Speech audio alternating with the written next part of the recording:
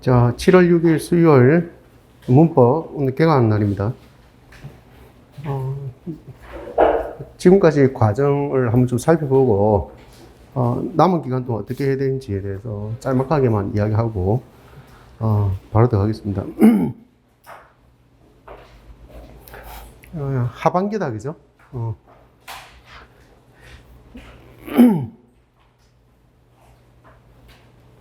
자, 우리가 공부한 걸 쭉 우리가 살펴보면 1, 2월에 그 기본 강의 해석 있잖아요.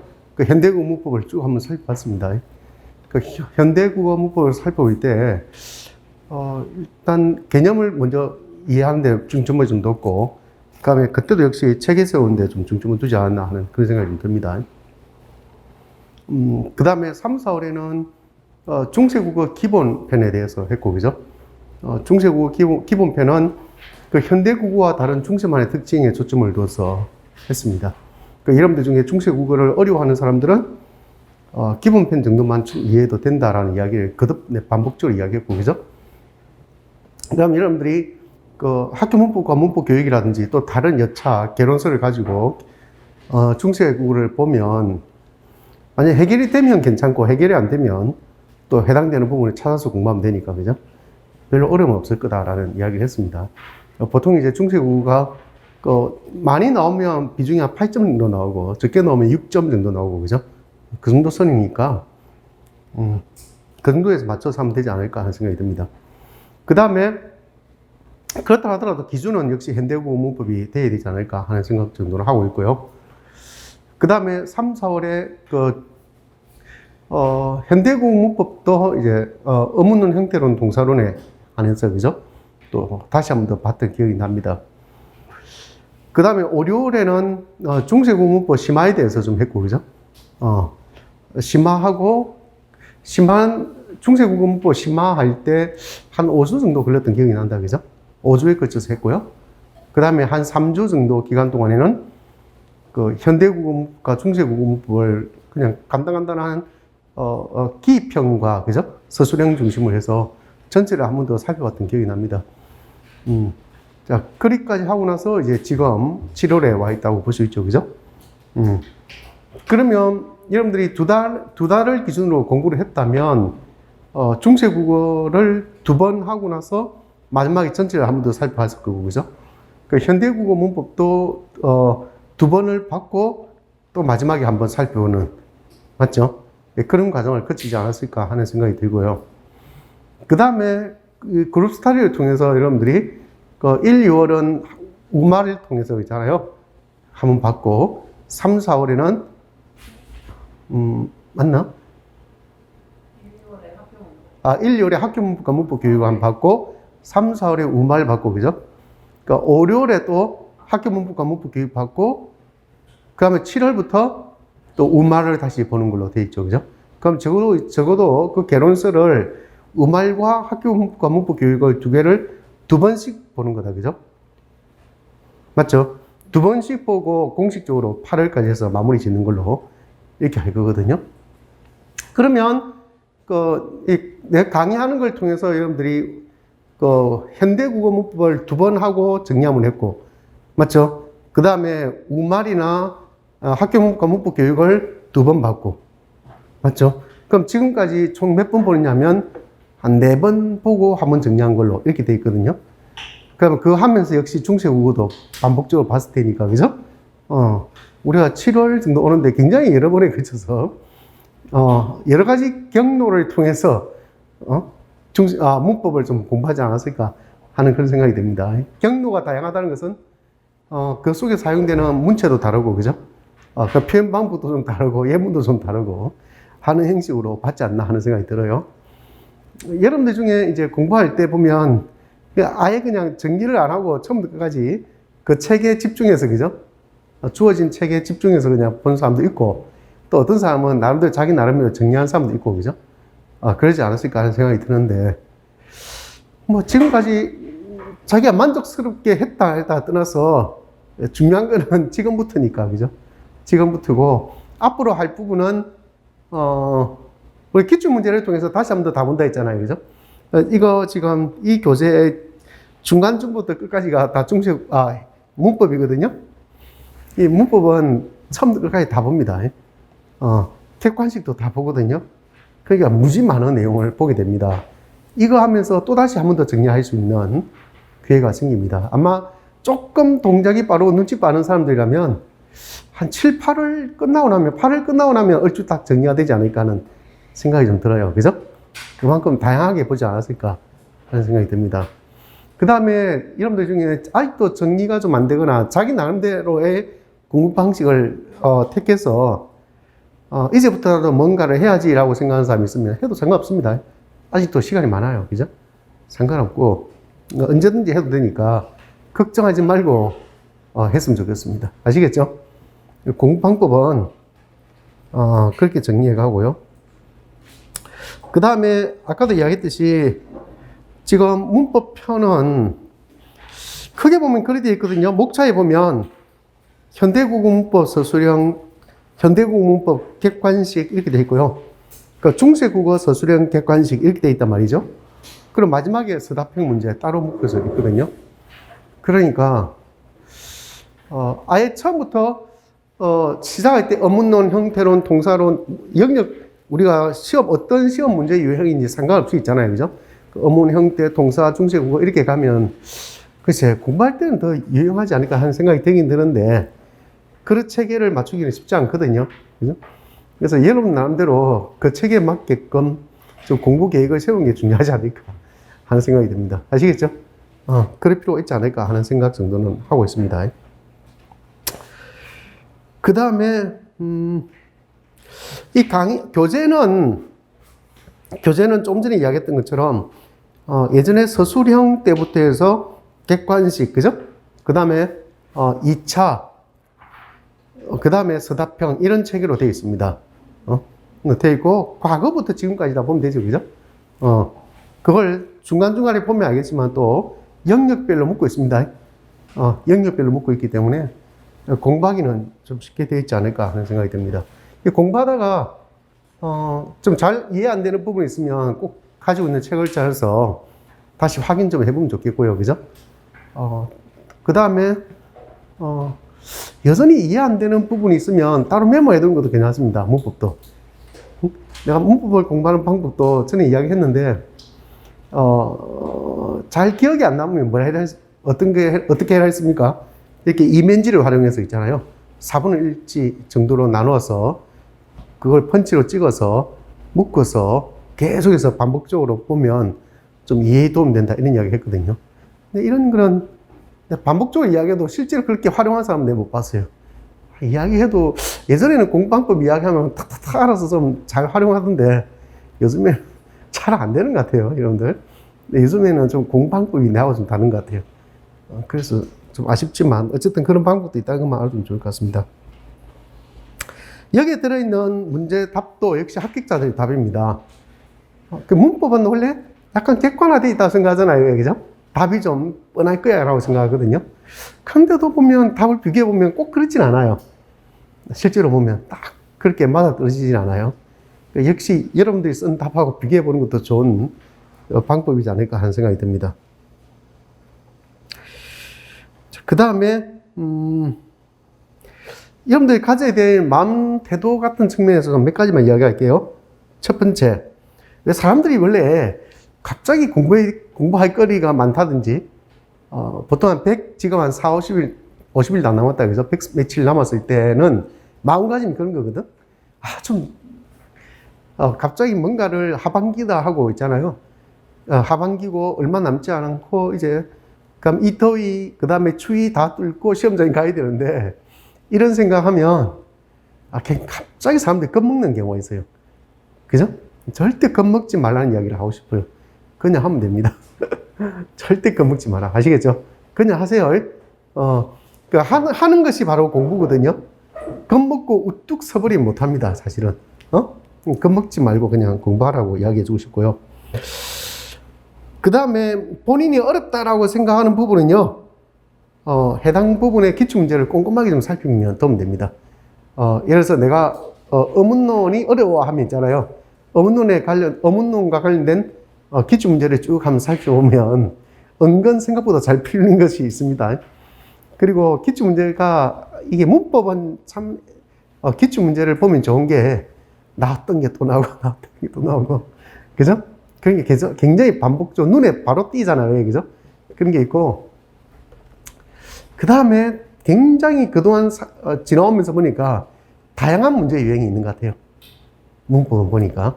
어떤 때는 굉장히 쉬웠고, 어떤 때는 굉장히 좀 어려웠고, 그죠? 문제가 좀 까다로운 어떤 적도 있고, 그죠?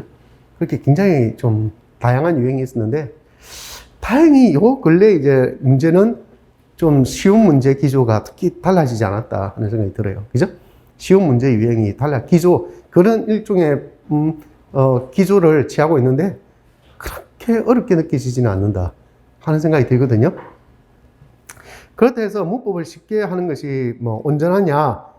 그렇지는 않다고 생각이 들어요. 그냥, 적당하게 문제시 될 수 있는 것은 기출문제 수준에서 한번 보는 것도 낫지 않을까? 하는 생각이 들어요.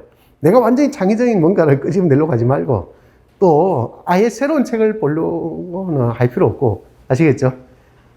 어떤 책을 보더라도, 여러분들 중에는 본인이 그런 생각 할 때가 있잖아.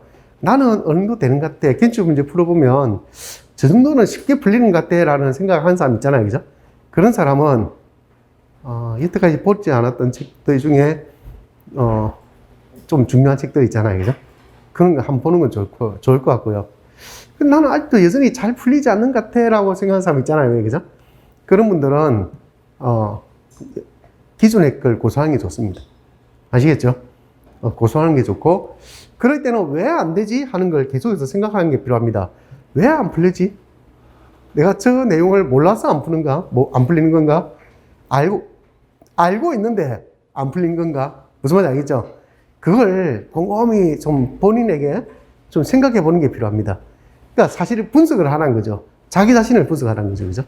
그렇게 분석해 보면 내가 알아서 아는데도 불구하고 안 풀리는 것인지, 아니면, 아는데 잘못 이해해서 그런 건지, 아니면 진짜 몰라서 그런지, 아예 쌩깡 모르는 거다. 이런 것도 있을 수 있고요.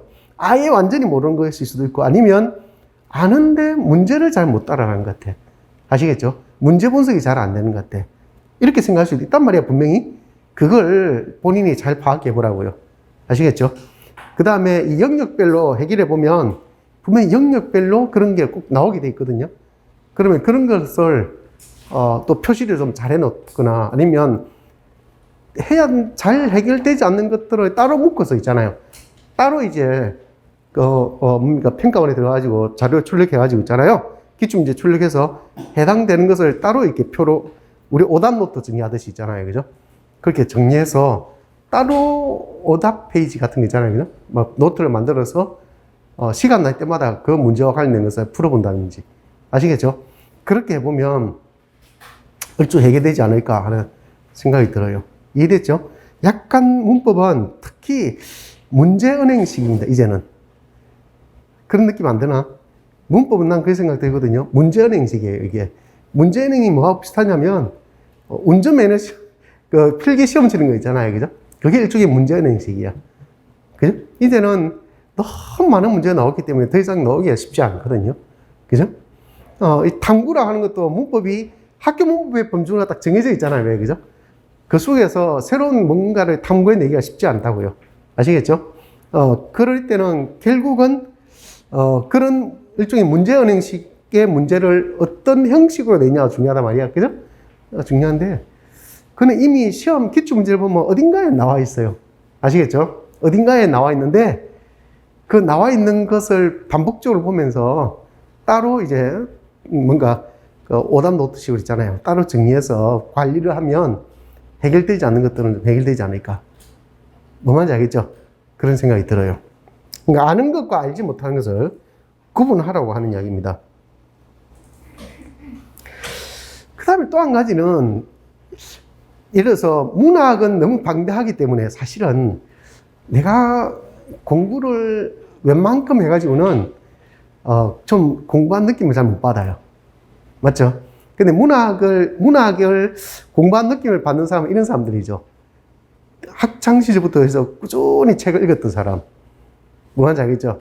꾸준히 책을 읽은 사람이나, 안 그러면 그 임고 공부하면서 시나 고전시 같은 거 있잖아요. 그죠? 철저하게 좀 분석하면서 공부했다든지.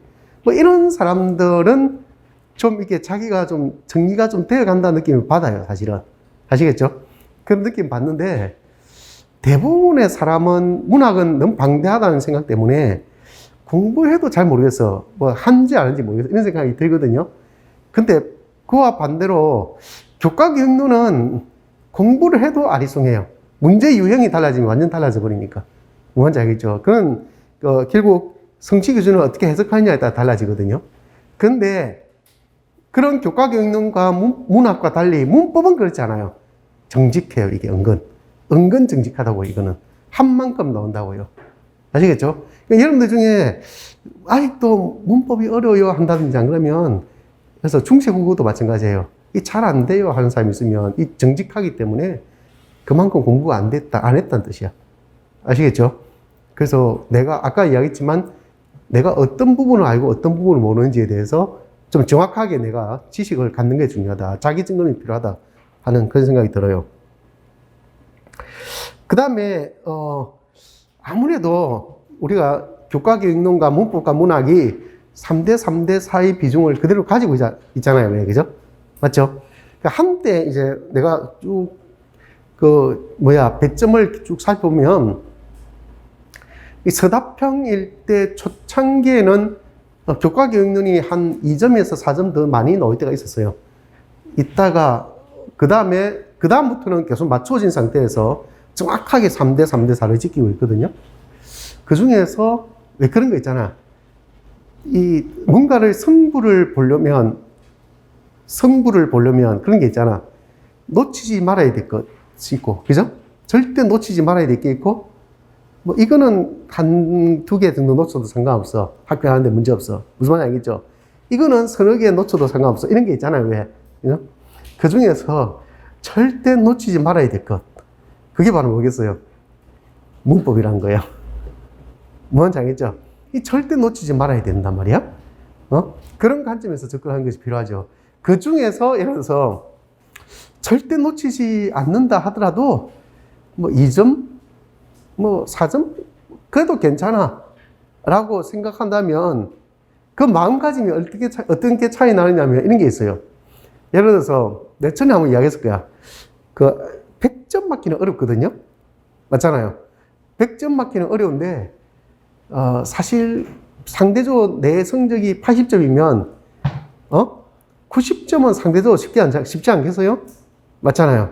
내 성적이 60점이면 100점은 어려도 80점은 쉽지 않을까? 무슨 말인지 알겠죠? 그 내가 만약에 내 수능을 예를 들었잖아요. 왜, 그죠?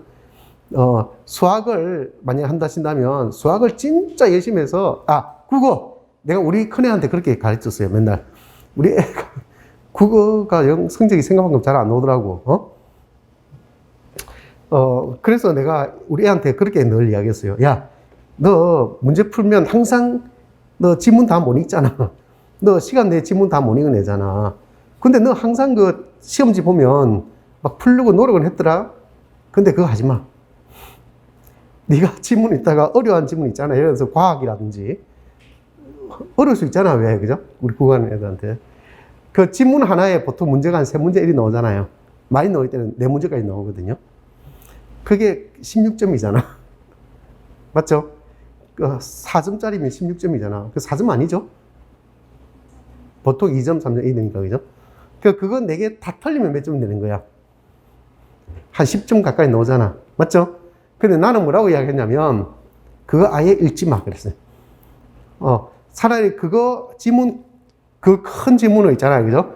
아예 보지 말고, 그 안 보는 시간 동안 다른 것에 더 집중해봐. 다른 텍스트, 더 독해에 더 열심히 해보라고. 그러고 나서 제일 마지막에 그 지문과 관련된 부분에는 그냥 찍어. 무슨 말인지 알겠죠? 그랬단 말이야?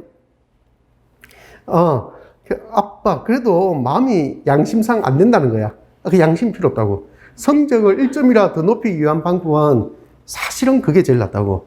네가 그걸 그 시간 내에 다 풀지도 못하는데, 온 시간 다 노력을 다 해서 지문을 다 읽었다 한들 만점 받기 어려워. 근데 그 지문 하나를 포기해, 그냥. 포기하면서 다른 걸 더 열심히 읽어서 얻을 수 있는 성적이 더 많이 나올 수 있어. 맞잖아요. 그리고 그 지문도 그냥 찍어. 찍을 때 그냥 찍지 말고, 예를 들어서 과학의 지문이 나오면 과학은 여태까지 기출문제 답을 보면 있잖아요. 그죠? 몇 번의 답이 많은지. 왜요? 전략적으로 해야 되잖아. 몇 번의 답이 많이 나오는지.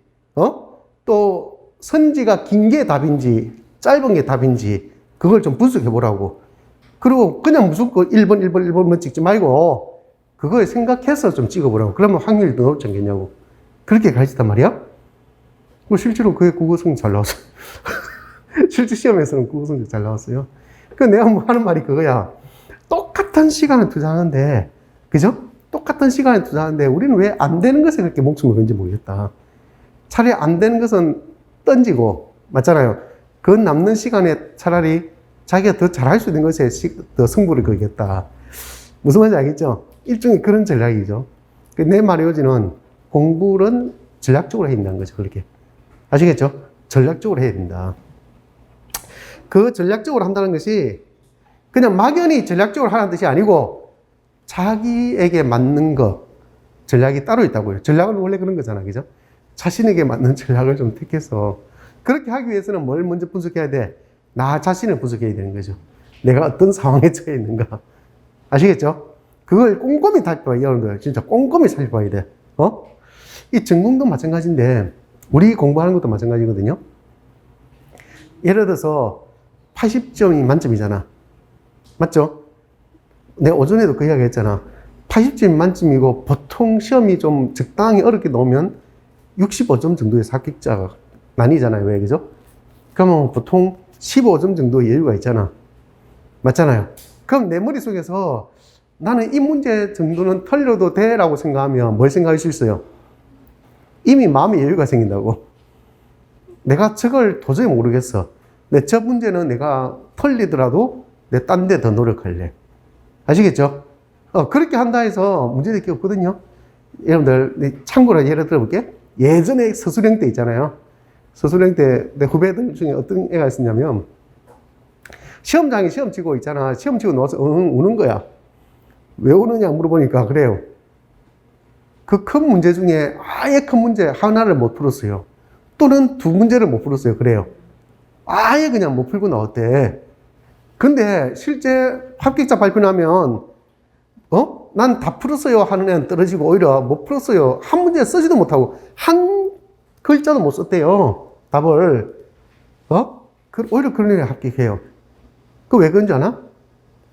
오히려 그 문제 답은 써도 정답을 인정받기 어려운 문제예요.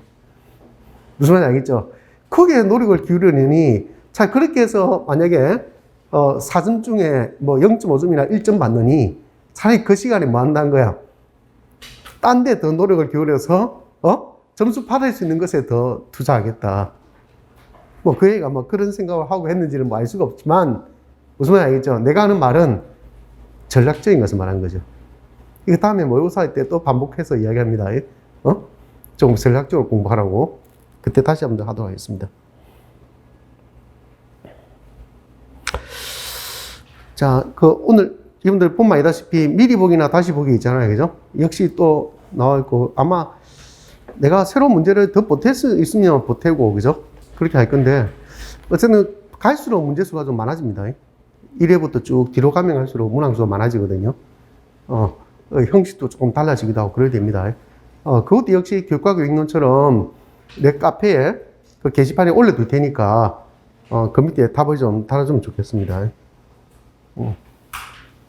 그리고 같이 그걸 풀이하지 않아요. 아시겠죠? 그 문제는 내가 같이 풀이할 시간이 없습니다. 대부분은 이제 이 기출 문제 보면 답이 대부분 다 있거든요. 그죠? 그걸 가지고 하고요.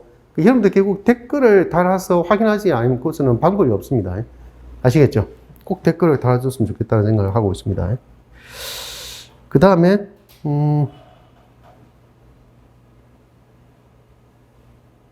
뭐 이 정도입니다. 됐죠? 예. 열심히 좀 마음가짐 갖고 열심히 좀 했으면 좋겠습니다. 자, 그러면 우리는 문법 할 게 너무 많아서 바로 좀 들어가도록 하겠습니다.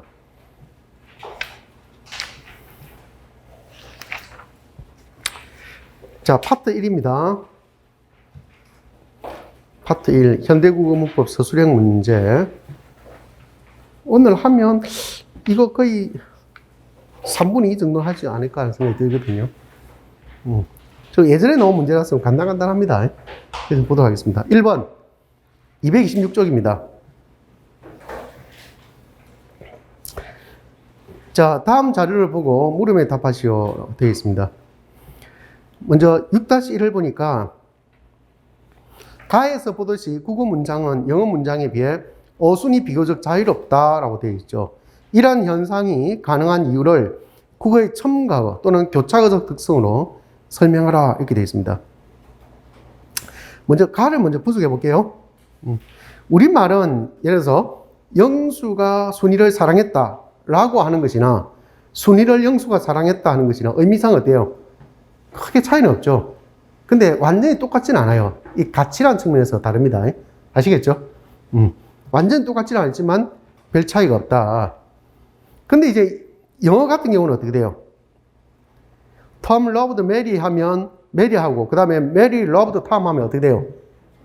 완전히 달라지죠. 그죠? 완전 의미가 달라집니다. 그럼 이번에 보면 영수가 순이에게 편지를 썼다라고 해도 하거나 순이에게 영수가 편지를 썼다 또는 편지를 영수가 순이에게 썼다 하더라도 다 뭐가 돼요?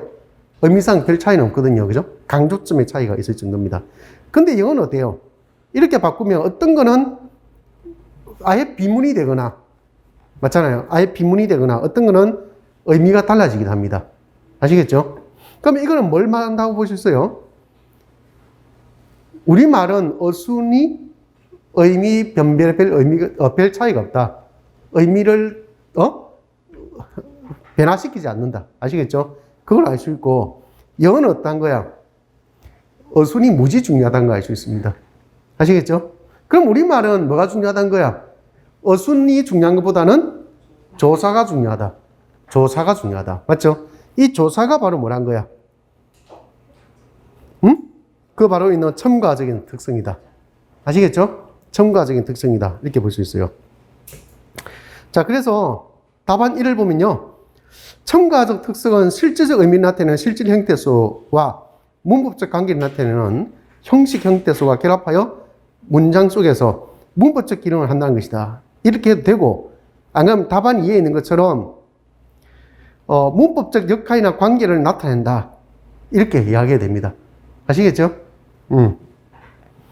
그러면서 발문에 보면 국어의 첨가적 특성으로 설명하라 했으니까 이걸 설명하면 되는 거잖아. 맞죠? 첨가는 그렇다는 것이고, 그래서 가에 들어있는 예를 가지고 쭉 설명해 주면 되는 것입니다. 답안 1을 보면요. 어순이 자유로운 이유는 체언 더하기 조사 또는 어감과 의미의 어절을 이루어 하나의 문장 성분으로 기능하기 때문인데 자료 가 예문처럼 어순이 바뀌어도 문장 성분이 변화하지 않으므로 문장의 의미가 크게 달라지지 않는다. 이렇게 보는 것이죠. 쉽죠? 그죠? 그럼 이건 어때요? 나는 너를 사랑해. 어순 바꿔보세요. 너를 나는 사랑해. 똑같죠? 그럼 이건 어때요? 너 사랑해. 나 사랑해. 이건 어때요? 너 사랑해 하고 나 사랑. 어순 달라졌잖아. 그죠? 이 두 개는 어때요? 다르죠? 왜 달라요? 조사가 없기 때문에. 그죠? 기본적으로 우리는 조사가 없지만 제일 앞에 문두에 놓는 것을 뭐라고 이야기해요? 주어라고 하거든. 그러니까 너 좋아해 하면 뭐가 돼? 내가 너를 좋아한단 말이 되고 너 나 좋아하면 네가 나를 좋아한단 말이 되는 거야. 아시겠죠? 이 말은 역으로 말하면 뭘 뜻한다고요? 조사가 중요하다는 것을 역으로 강조해주는 말이다. 아시겠죠? 그것까지도 같이 기억해두면 좋을 것 같습니다. 6-2번. 나의 밑줄친 부분을 조사로 볼 경우 조사의 갈래를 쓰고 그 갈래에 속한다고 볼 수 있는 근거를 설명하라. 이렇게 되어 있습니다. 뭐라고 하면 조사의 갈래는. 그러니까 이게 좀 애매한 구석이 있어요. 다 서술격 조사라고 하잖아요. 그죠? 근데 서술격 조사라고 하는 갈래가 있어, 없어? 여러분들 의심해 본 적 있나? 물론 이 문제 나왔을 당시에 아마 내 생각에 아마 그들이 요구했던, 출제자들이 요구했던 답은 서술격 조사였을 가능성이 높아요. 맞잖아요. 당연히 그렇다고 생각했을 거예요. 그죠? 근데 거꾸로 보여요. 만약에 이 답이 서술격 조사가 아니라면, 아닌 상태에서 있잖아요. 그죠? 밑줄이 만약에 이, 가, 는 이렇게 밑줄이 있다 한다면, 이 조사의 갈래를 써나 한다면 뭐라 쓸까? 조사에는 뭐가 있어요? 격조사, 보조사, 접속조사가 있잖아. 그럼 격조사, 보조사, 접속조사라는 개념이 뭐예요? 조사의 갈래죠. 그래, 안 그래? 그런 의심 안 해봤나? 그러면 서술격 조사는 어디에 해당되는 거야? 격조사에 해당되죠. 이지? 그러니까 이거는 문제를 낸 사람들이 거기까지 생각 안 했을 수가 있어요. 그죠? 당연히 서술격 조사가 아니야? 이렇게 이야기했을 수 있어. 만약에 격조사라고 한다면 이 밑에 답은 근거는 어떻게 돼야 돼?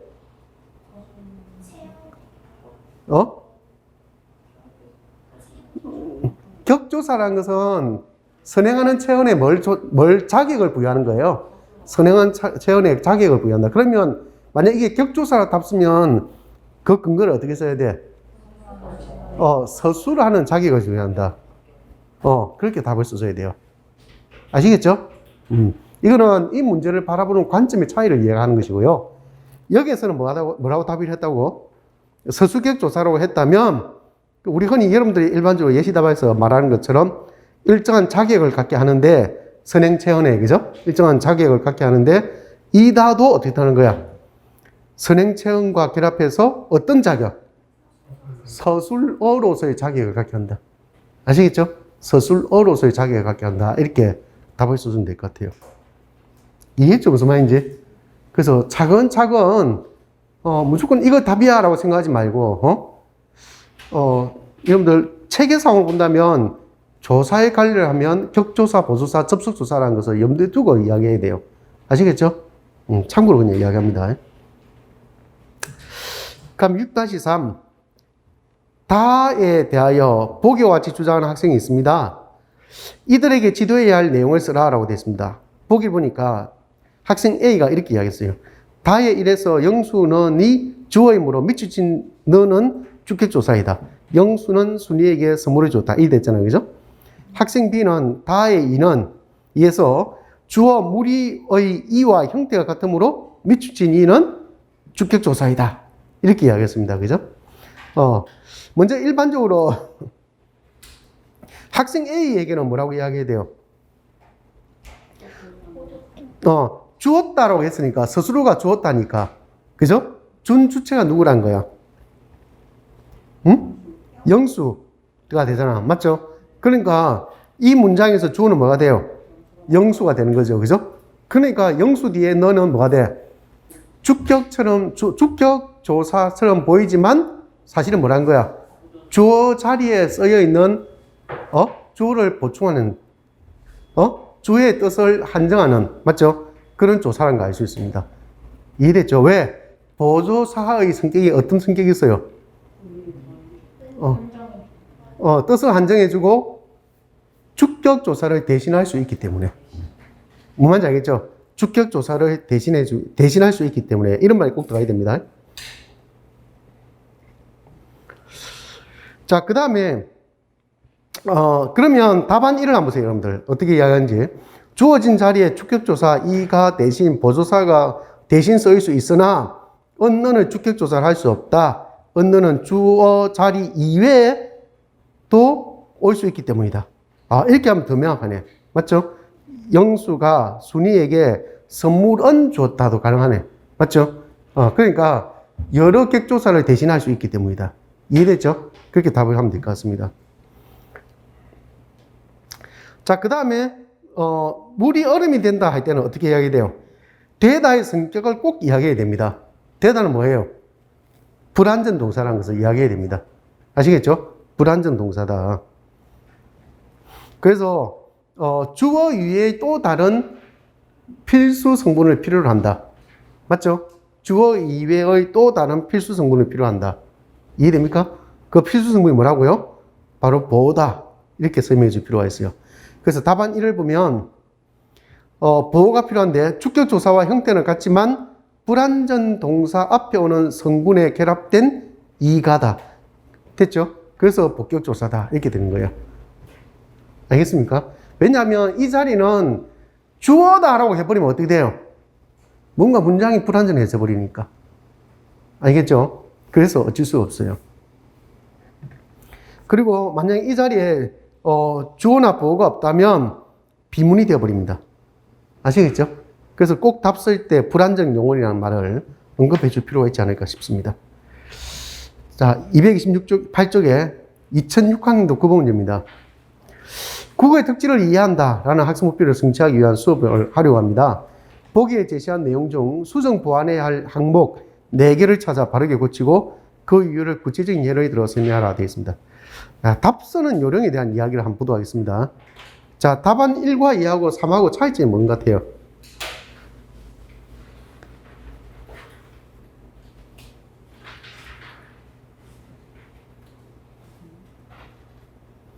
(1), (2) 와 (3의) 차이점은 1번과 2번은 보기에서 수정해야 될 항목의 번호를 쓰고 있어요. 맞죠? 수정해야 될 항목의 번호를 쓰고 있고 답안 3은 그냥 순서대로 1, 2, 3, 4 쓰고 있죠. 그죠? 근데 기호를 보세요. 보기의 기호가 양가로로 되어 있잖아요. 그죠? 근데 답안 3은 어떻게 되어 있어요? 양가로로 되어 있죠. 그죠? 답안 3처럼 답 쓰면 어떻게 될 것 같아? 자기는 4개를 찾으라 했으니까 1, 2, 3, 4 이렇게 생각하고 썼을 가능성이 높아요. 그죠? 근데 채점하는 사람 입장에서 볼 때는 혼란을 일으킵니다. 아시겠죠? 득될 게 없다는 뜻이죠. 그죠? 그래서 여러분들 이런 거 찾아서 쓸게 할 때는 되도록이면 어떻게 해야 돼요? 보기에 제시되어 있는 항목 그대로 답안 1과 2처럼 이렇게 답을 써야 됩니다. 아시겠죠? 참고로 그냥 읽어둡니다. 자, 수정 보완에 대해 가볼까? 국어는 모음 조화 체계가 현상이 철저히 적용된다. 많이 깨졌다 했잖아요. 왜, 그죠? 꼭 그렇진 않아요. 그죠? 특히 순경비업이 없어진 자리에 뭐가 있어요? 와, 이렇게 나타났잖아요. 그죠? 반가워처럼. 반가와, 이게 안 되잖아. 왜, 그죠? 이런 것들에서 모음 조화 일단 가르치고 있습니다. 그 답안 2를 보면 깡충도 마찬가지잖아. 왜, 그죠? 이런 경우에 해당됩니다. 그 다음에 국어는 단모음과 장모음의 대립이 있죠. 그죠? 장단이 바로 뭐란 거야? 운소를 행사한다. 맞죠? 그 다음에 국어는 성과 수의 문법 범주가 없다. 프랑스어 해보면 프랑스어는 남성이냐 여성에 따라서 애가 있나 없나의 차이가 있어요. 애라는 것이 영어로 하면 이입니다. 아시겠죠? 이가 있나 없나에 따른 구분이 됩니다. 아시겠죠? 그런 차이가 있습니다. 그 다음에 4는 국어는 조사가 매우 발달하였으며 조사는 항상 문법적인 자격을 부여하는 기능을 한다. 이 항상이란 말 때문에 잘못됐죠. 그죠? 그게 잘못됐습니다. 특히 이제 보조사 같은 경우에는 문법적 자격을 부여하지 않죠. 문법적인 자격을 부여하는 것은 격조사에 해당한다는 걸 알 수 있습니다. 그럼 5번째, 국어는 문장 성분 간의 자리 옮김에 제약이 없다. 이건 어때요? 특히 제약이 없는 건 맞는데 그래도 제약이 있는 건 있죠. 관행사는 항상 체언 앞에 와야 됩니다. 맞죠? 상대적으로 이제 부사는 어때요? 영혼 앞에 오는 것이 일반적인데, 그죠? 상대적으로 부사는 관행사보다는 위치 옮김이 좀 자유롭습니다. 아시겠죠? 그 정도 차이 있는 것 같습니다. 자, 6. 국어의 활용 의미의 문법적 기능은 문장 전체에 작용한다. 이렇게 되어 있죠? 이는 맞는 말입니다. 그 다음 7은 국어는 주어를 갖추어야 문장을 성립한다. 이거는 뭐 아니잖아요. 왜, 그죠? 자, 별로 어려운 문제는 아니죠. 그죠? 자, 2번째, 어문론으로 들어가 보도록 하겠습니다. 이 초창기에 제일 먼저 나왔던 어문론의 내용이 음절 끝소리 규칙에 대한 이야기인 것 같습니다. 이 당시 음절 끝소리 규칙과 현재 음절 끝소리 규칙의 차이점 보세요, 여러분들. 보기에서. 어떤 차이가 있는 것 같아요? 이 조건에 보니까 보기를 자료로 하여 음절 끝소리 규칙을 설명하라 돼 있잖아. 현대 지금의 관점에서 보면 어때요? 이런 문제 낼 수가 없죠. 왜 그래요? 지금은 음절의 끝소리 규칙은 어디에 넣고 있어요? 교체에 넣고 있고, 그죠? 그 다음에 자음군 단수나, 그죠? 단수나 어디 넣고 있어요? 탄략에 넣고 있기 때문에 그렇죠. 근데 요 당시에는 어때요? 이 두 가지를 다 어디에 넣고 있어요? 음절 끝소리 규칙에 넣고 있으니까, 그죠? 약간 차이가 있습니다. 아시겠죠? 자, 가는 뭘 말하고 있는 것 같아요? 이 내용이 어려운 건 아니니까, 그죠? 가는 딱딱 기억까지는 결국 음절 끝소리 뭘로 대표로 나요? 기억으로 난단 말이고, 그 다음에는 옷부터 해서 뱉다까지는 그죠? 디귿으로 난단 말이고요. 그 앞 덮다는 비읍으로 발음된 것에 대한 이야기를 하고 있다. 그죠? 이 공통적으로 지금식으로 표현하면 뭐라고 볼 수 있어요? 평파열음. 맞죠? 평파열음 또는 폐쇄음, 불파음, 미파음. 맞죠? 이런 개념을 붙일 수 있을 것 같습니다. 나와 다의 차이점을 이야기해 보세요.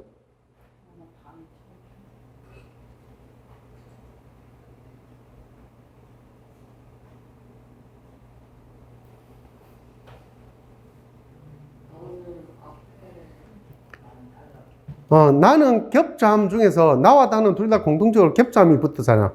맞죠? 겹자음이 붙었는데 그 중에 나는 발음할 때 앞에 게 어떻게 돼요?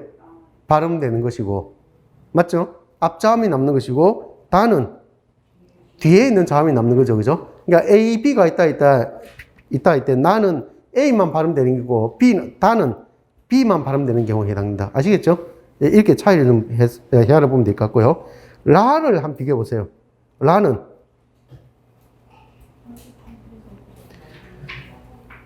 모음으로 시작되는 형식 형태수가 올 때, 맞죠? 바로 연음되느냐? 또 그렇지 않으면 또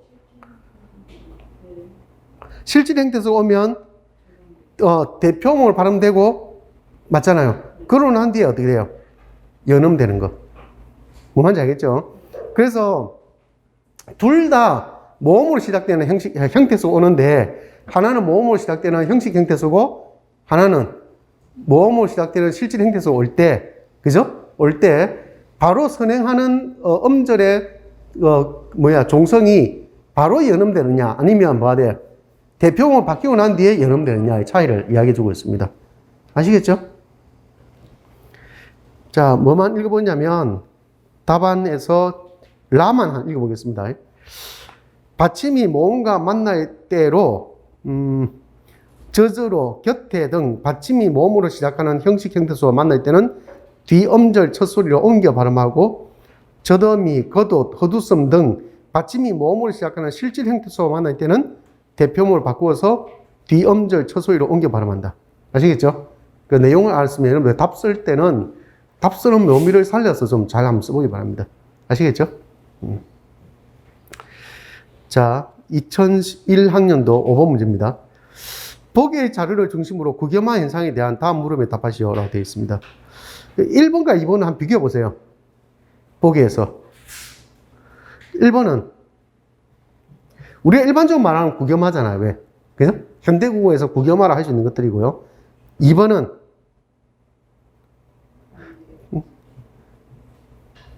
구겸화가 일어나지 않는 경우죠. 그죠? 한 형태소 내부에서도 구겸화가 일어나지 않는 경우에 해당됩니다. 지금의 구겸화는 어때요? 동그라미 1번은 형태소와 형태소의 결합 또는 형태소 경계에서 일어나잖아. 왜? 그죠? 근데 2는 형태소 내부에서, 그죠? 근데 역사적으로 본다면 어때요? 한 형태소 내부에서도 구겸화가 일어났었다. 무슨 말인지 알겠죠? 근데 2번은 왜 역사적으로 볼 때, 통시적 관점에서 볼 때 구겸화가 일어나지 않았을까? 얘들은 구겸화가 일어나는 당시에는 구겸의 음화가 일어날 수 있는 조건을 갖추지 못했다. 이게 핵심이죠. 그죠? 그럼 그것이 갖는 의미가 뭐야? 자, 구겸화가 일어났을 때, 일어나는 당시에 구개음이 일어날 수 있는 조건을 갖추지 못했다가 갖는 의미가 뭘 같아요? 응?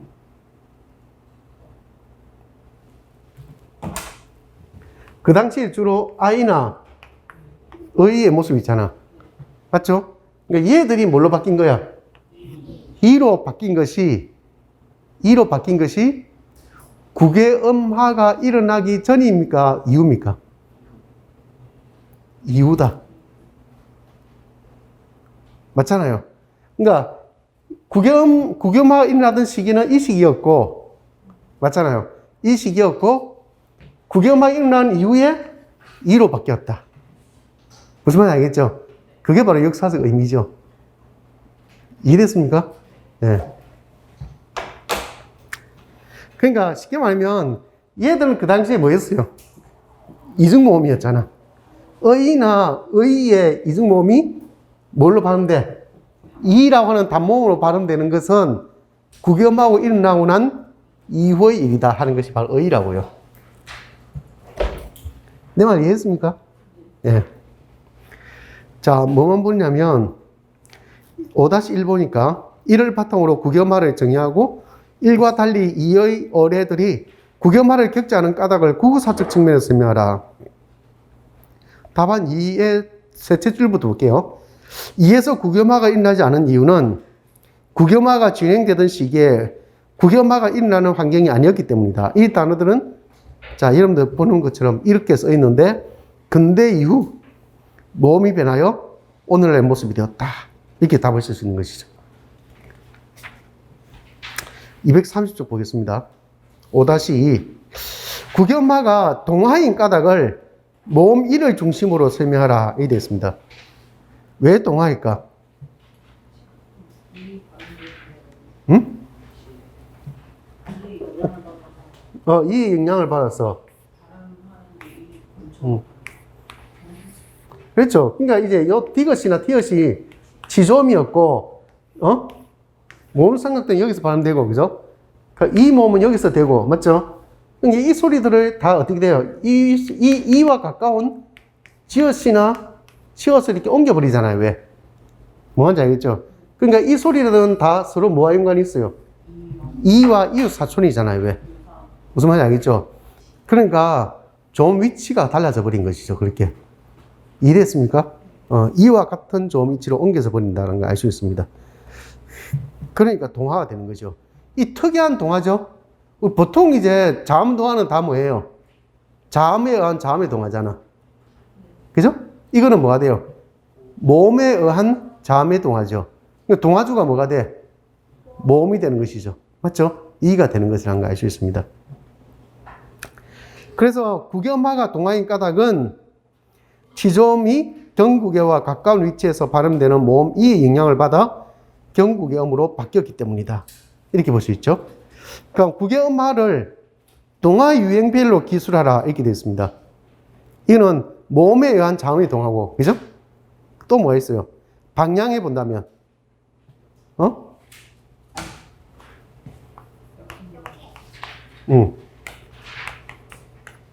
자, 얘가 1이 되잖아. 왜, 그죠? 2가 동화주잖아. 2에 의해서 이렇게 바뀐 거잖아. 맞잖아요. 역행이죠.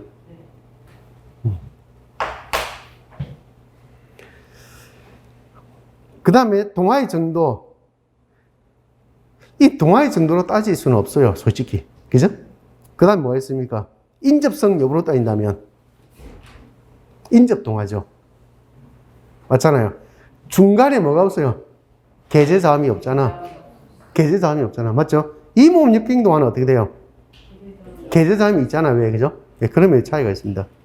나중에 알겠지만 이 모음 역행 동화는 중간에 계제자음이 있으니까 뭐가 돼요? 원격 동화를 하잖아. 왜? 그죠?